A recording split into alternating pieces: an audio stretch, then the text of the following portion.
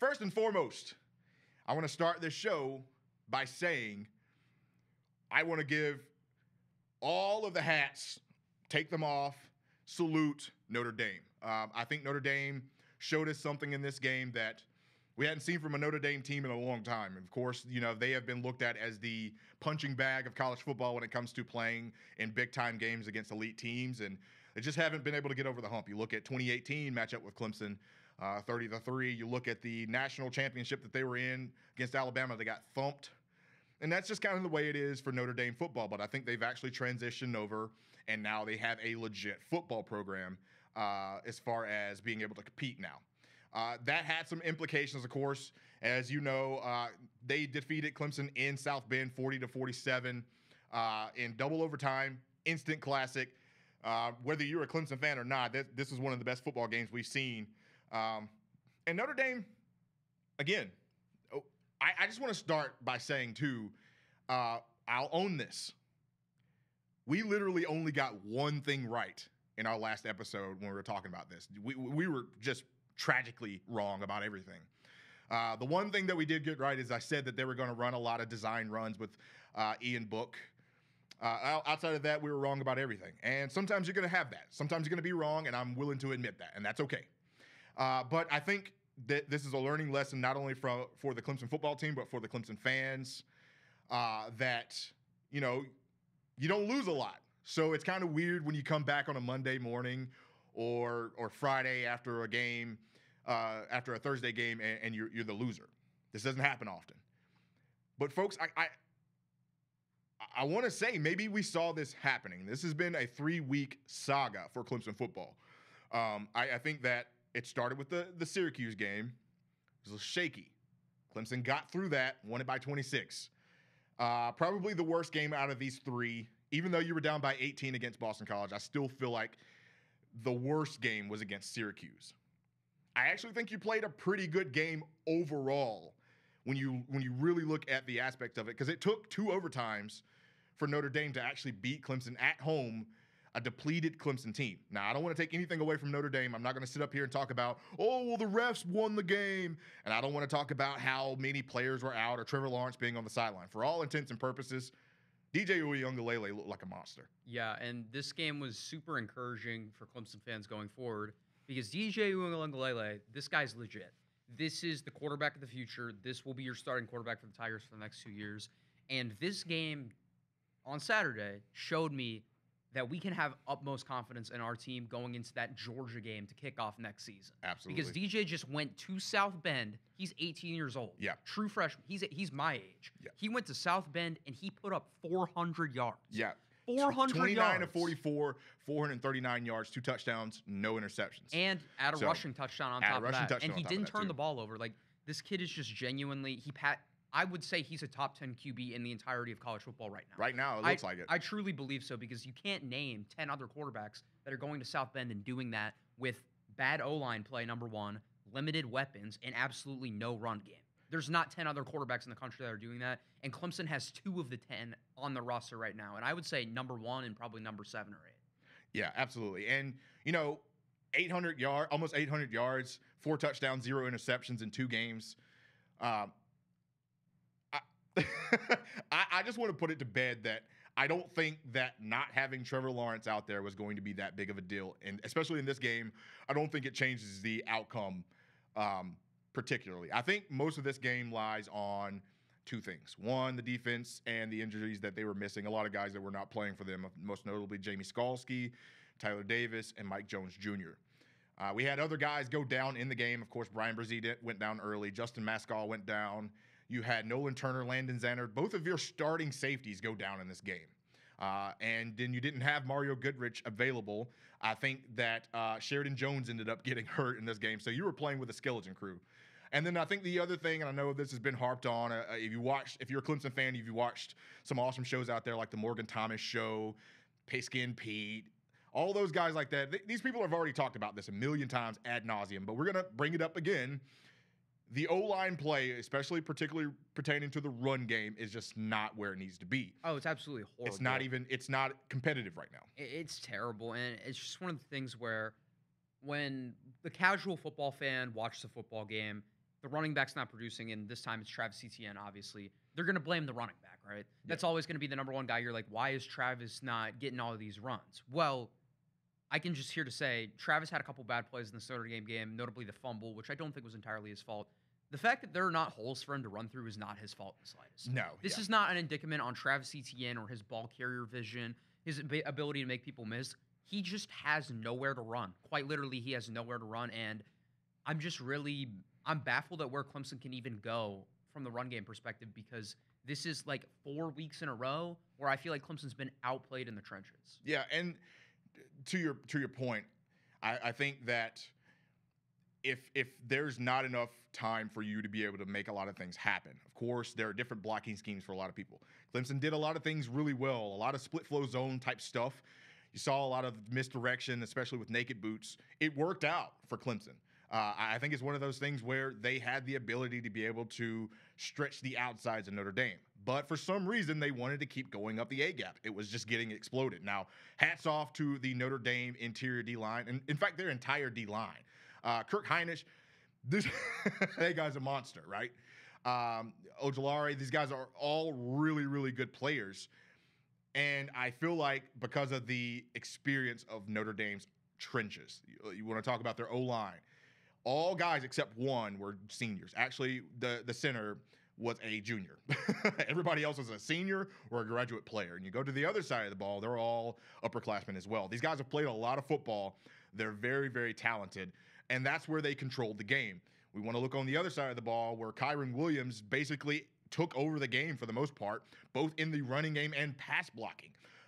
They were running for the most part a lot of five-man protections, but once they realized that Clemson was going to bring a lot of pressure, most notably through the A-gaps, a lot of stunts and twists. Brian Kelly talked about this too.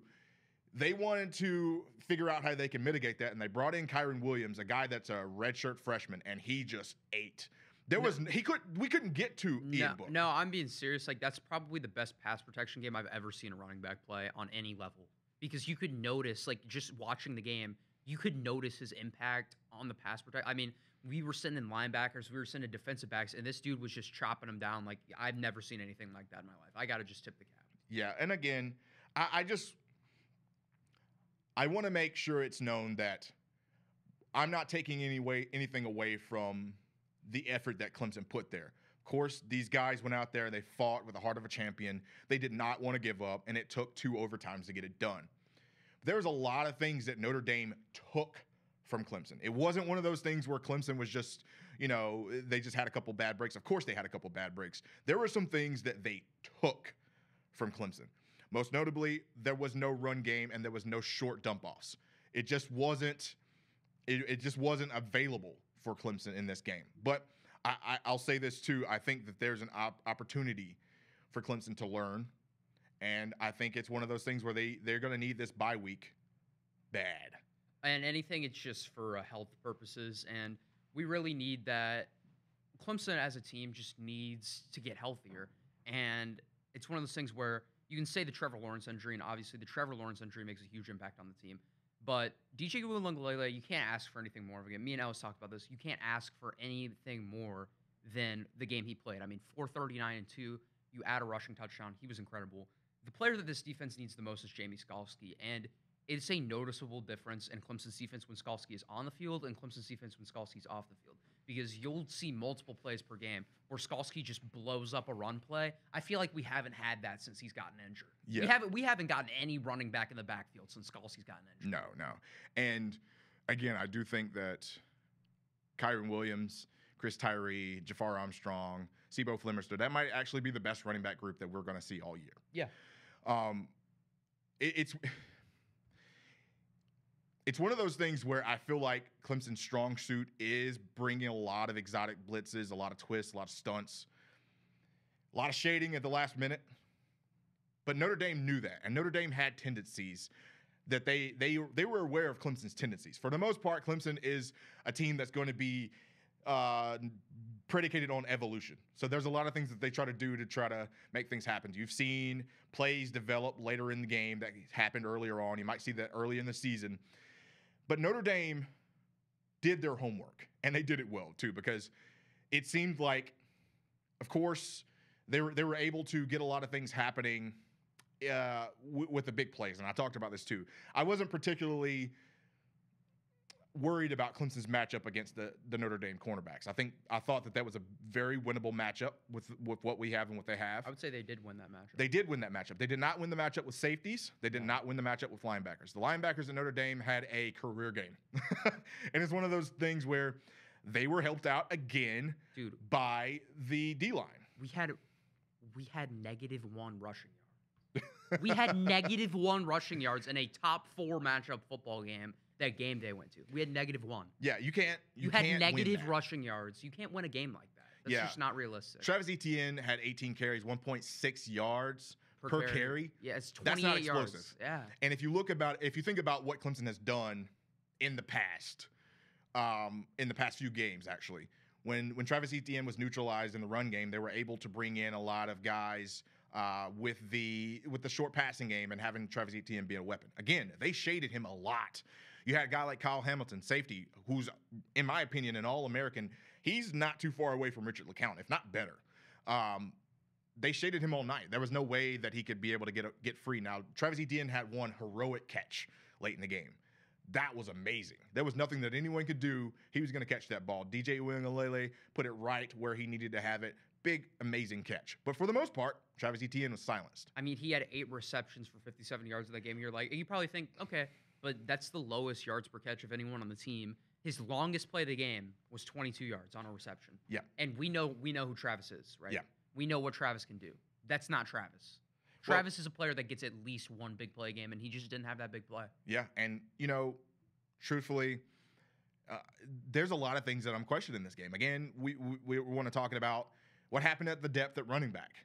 Lynjay Dixon played in the game, but he didn't even see the field in actual gameplay. Ches Malusi did before he did. Ches Malusi only had 1 carry as well for 5 yards. Well, he would have had 2, but he went the wrong way on the play, and DJ ran into him, had to turn into a quarterback power. But at the same time... Does that mean Malusi is the running back too now? But that's my question. I don't know what's happening because you want to rely on your upperclassmen and experience in games, but it seems as if he has been passed up. And again, it's not like Lynjay was injured. He was out there on kick return. So you know that because he fumbled one. Yeah. Which was also an omen for the night. Yeah. But I feel like, again, there was a couple things that I want to go back to. The defense just having their issues, a lot of dead bodies out there, and just not being prepared for the Notre Dame offense. Tommy Rees, coordinator up at Notre Dame, he looked at tendencies. This is, again, I keep talking about it, the tendencies of Clemson. He already knew. He and Brian Kelly came together. They were on the same page. They decided, hey, let's do some things differently. We need to push the ball down the field. Something we don't see Ian Book do a lot. I mean, the guy's having 300 yards passing like maybe 4 times in his career. I know that's hyperbole, so if you're a Notre Dame fan, please don't come for me. But at the same time, to me, it's one of those deals where they just outfox Clemson on all phases of the game. I think this is a game where I think Clemson got outcoached as well, if I have to say.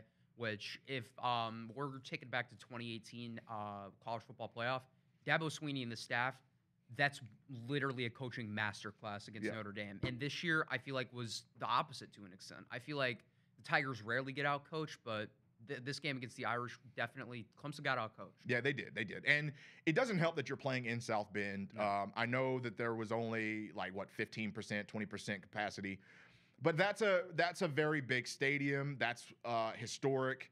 Notre Dame has beaten some teams up there. They've done it. It took a while. The last team, I think, was Florida State, Charlie Ward. In the 90s, yeah. They beat them. It was in the 90s, though. So they had been trying to get over that hump. And then, folks, you got to remember something. Notre Dame had this game circled on their schedule for 2 years. It's also good to kind of put things into perspective. That was the first regular season game Clemson has lost in 3 years. Yeah. It's been almost 3 years since Clemson. The last 2 regular seasons, Clemson went undefeated. Yeah, and that's why we want to talk a little bit more about that too.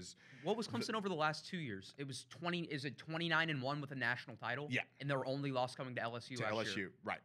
So we need to put things into perspective here. There's something specific that I want to dive into too. So, with the loss, it's jarring because Clemson doesn't lose a lot. You mentioned how they didn't lose. The last loss was 2017 at Syracuse. So it's kind of jarring to see Clemson lose a game. And, where we talked about last episode where they're going to play in big games, sometimes you're going to lose those games. And you lose sight of that when you win so much. Sometimes you feel like you can't beat, you can't be beaten. And I think that leads to a little bit of a mindset. I know we're talking about fans here because fans, are the ones that you hear. You don't hear the players, you hear the fans, right? And while no, the players don't get anything from my opinion has nothing to do with how the game is going to end up. But the players, you have to remember these are young men too. You're 18 years old. You know how this is. If you're playing in something, you're competitive, somebody's telling you how great you are. You don't know what losing's like because you've never done it. When it happens to you, you have to have the mindset to get back. Yeah, it's a mindset thing. It's really just kind of jarring. I mean, it's kind of weird to me because if I'm not mistaken, DJ Uiagalelei, they went undefeated last year in high school, right? Yep. And they won their state championship out in California. And this is like his first loss as an athlete in probably 2 or 3 years. Yeah. And it was the same for Trevor when he lost. Yeah, it was the same with Trevor when he lost to LSU. He didn't lose at Cartersville ever. I mean, he did. I think one. Yeah. In high school. They lost one game. It's hard to get your head around it. But the thing that I want to say for mostly for Clemson fans out there, if you're listening, and I don't take this the wrong way, but it might rub you the wrong way. But is this loss? Of course, again, this is fans. Is this loss bad to you because you lost and you don't lose a lot, so you don't know how to deal with it? Or is it bad because you thought that you were going to just go in there and destroy Notre Dame? You just thought that because it was Notre Dame and you're Clemson, you're going to put up 50, 60 points and they're only going to score 3. This is something we talk about a lot. When we do predictions on this show, and for as long as I've been doing this, every time I put a score prediction up, I go, hey, guys, what do you think Clemson's going to score? What do you think the score of the game is going to be? And the first thing I get is everybody going, Clemson 77, Alabama 0. And you're like, let's be a little realistic here. Other teams have D1 players too. But it gets to the point where you're trying to figure out, I don't know. Again, I'm at a loss for words. The only thing I can do is give credit to Notre Dame. Now, I'll say this. This is something that I've been seeing a lot too, and I might be one of the only people taking this take. Obviously, Clemson still controls their own destiny. They have a bye week this week, which is going to be important. They need to get a lot of guys healthy, but they also need to get a lot of game plan, change your tendencies. This is on the coaches too. Dabo, Tony Elliott, Brent Venables. Switch it up. Do something different. But while I believe that Clemson controls their own destiny, you have 3 games left. You're going to travel down to Tallahassee next weekend. You're going to play Pittsburgh at home in a rematch of the 2016 game, which, and then you're also going to play Virginia Tech and Blacksburg, a team that just lost to Liberty, but is sneaky good in certain ways. Their offense is actually pretty good. Yeah, and we're going to talk about this later in the show. They're actually favored over Miami this weekend, which is a big deal. Yeah. I also think that Notre Dame controls their own destiny. Now, they have a much more difficult road ahead than Clemson does. Not only do they have a difficult road ahead because they're now going to be traveling to Chestnut Hill to play Boston College and Phil Dracovic, who did not look good this weekend, by the way. Syracuse, they only scored 7 points against Syracuse, which is weird. But it really goes to show what Clemson's defense is. But it's what I'm saying. That happens every single time. We'll have a team. It's usually NC State. NC State will come up, play Clemson tight, that insurmountable high, and then they just But for Notre Dame, they have to travel to BC. They have to travel to North Carolina. They have a couple other games in between. Just because you think that you're going to get a rematch with Notre Dame, I want to caution people to not have the mind. And you can do whatever you want. But I'm just trying to keep you from having that blow of what it feels like now to lose to Notre Dame.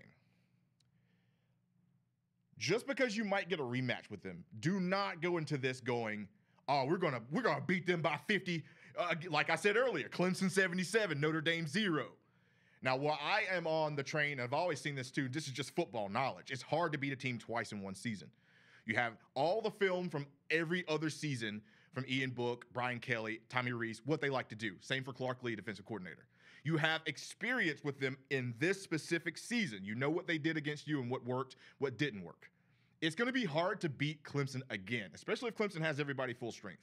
Yeah, I think that in a potential rematch with Clemson and Notre Dame, I think Clemson would come out the victor. But as you said, I don't think it's going to come in there and be a blowout. Notre Dame, you got to think, if Notre Dame runs the table, and that would include a win over Boston College this weekend, they have to play North Carolina. They've got a pretty decently hard schedule. Yeah. And also, if you're a Clemson fan, you're in the nightmare scenario. We have to do the SEC thing now that we have a loss. Yep. We have to root for Notre Dame. Yep. Because we cannot have Notre Dame lose. Well, and not only this, but Notre Dame is also rooting for Alabama to win out. Because if Alabama loses, let's say they go through the wire, Alabama loses to Florida in the SEC championship game. Well, both Alabama and Florida is getting in.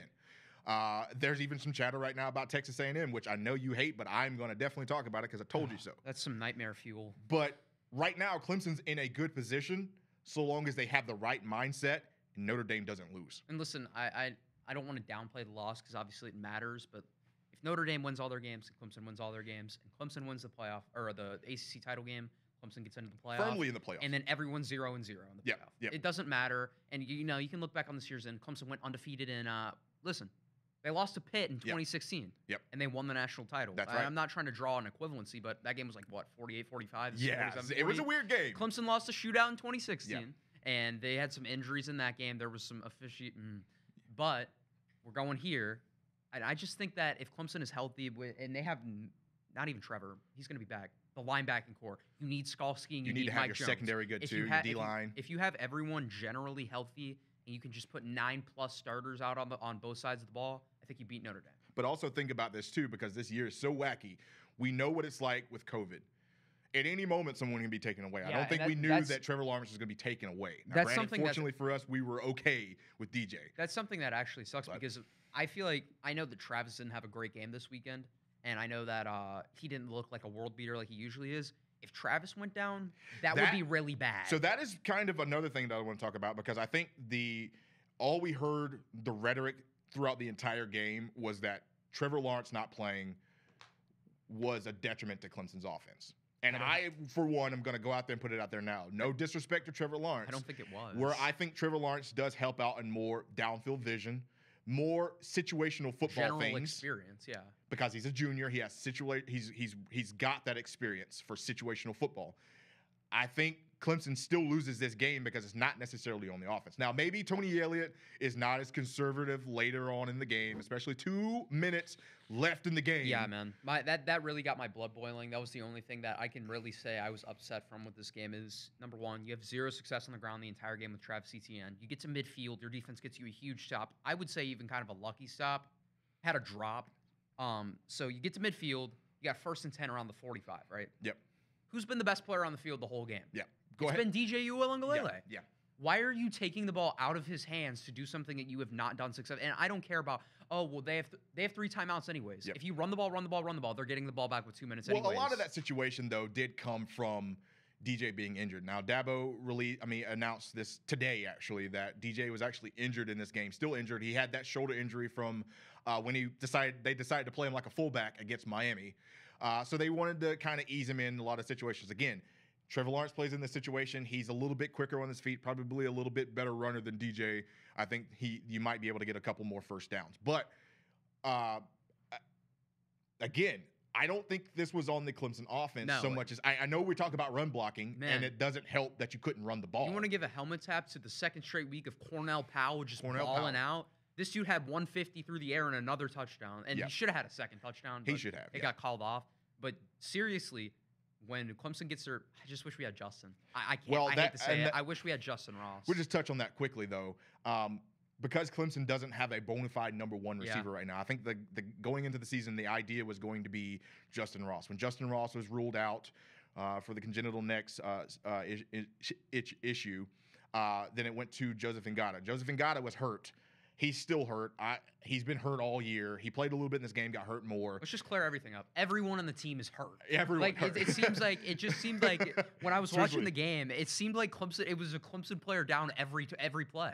It was like we look up, Bracee's injured. You look up, Xanders is going to the locker room. Nolan Turner's down, and Brockhurst went down at one point. It was just piling up, and I'm like, dude, we need this bye so bad. Yep, and we knew that's one last thing I will say too that. I have a couple more thoughts. One, tip my hat to Ian Book. We've given him a lot of grief on this show. Because in the past years, Ian Book was not going to be the guy that wins you this game. Yeah. He showed me something this game. He had a lot of poise. He was great on his feet. It was hard to get the guy down. He could run. He was getting first downs. He was finding what players were open. Of course, I've talked about this ad nauseum. I do not think that Notre Dame has all of these crazy threats. And I don't care if you're a Notre Dame fan listening to this and you beat Clemson. Sure, you did. But your receiver core, I know pot calling kettle black, you don't have any specifically number one receivers. No guy that you know is going to win that matchup one-on-one. McKinley played above his ability. He did. Avery Davis played above his ability. You had Ben Skoranek playing great. And then you didn't have Braden Lindsey. That was another crazy thing because this guy is that burner down the field, the Frank Ladson type. Glad he wasn't playing. Michael Mayer, despite having a lot of issues earlier in the game, decided to turn around. Hey, I want to start playing football now. Tommy Trimble, and then Kyron Williams. Again, the guy that I believe is the X factor for Notre Dame. The reason why Notre Dame is this good now, coupled with that O-line, I tip my cap to Notre Dame. But at the same time, again, I don't want people thinking that if you go into this game in the ACC championship game, that because you get everyone healthy, that you're just going to blow out Notre Dame. I think Notre Dame is a little bit better than we thought they were. I still don't know that they're elite. I don't know that they do anything elite. Whereas I think their D-line is pretty great. I think their linebacker core is really good. I still think their cornerbacks are a little sus. I like their safeties, especially Kyle Hamilton. But you can win those matchups on the outside. Clemson did that.